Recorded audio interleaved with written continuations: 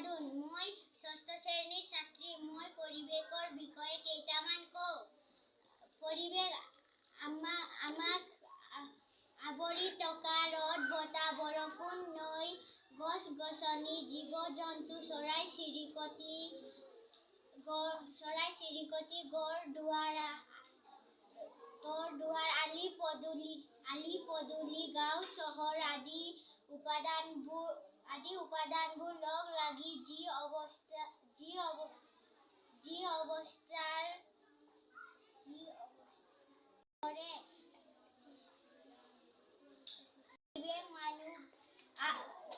পৰিৱেশ মানুহ আৰু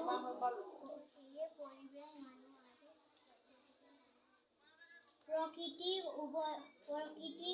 উভয়ে পৰিৱৰ্তন ঘটাব পাৰে আমি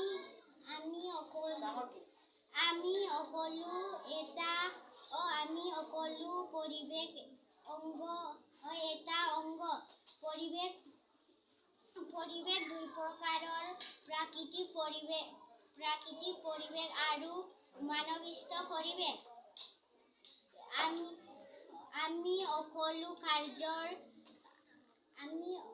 সকলো কাৰ্যৰ বাবে পৰিৱেশৰ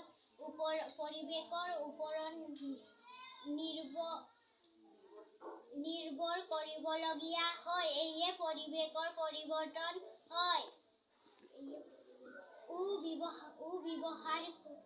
সুব্যৱহাৰ নহ'লে পৰিৱেশৰ ধ্বংস বা বিনষ্ট হ'ব পাৰে আমাইন বেজীটোৰ পৰা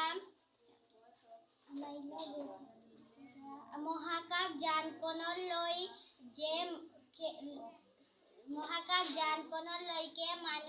মানুহ লগা সকলো সামগ্ৰী নিজৰ ধ্বংস বাবে প্ৰকৃতি পোৱা সকলো দ্বাৰাই সৃষ্টি কৰা হৈছে মানুহ পৰিৱেশ বুঢ়াৰ ওপৰত নিৰ্ভৰশীল গতিকে মানুহ বাচি থাকিলে হ'লে পৰিৱেশৰ বুৰকো বচাই ৰাখিব লাগে ধন্যবাদ।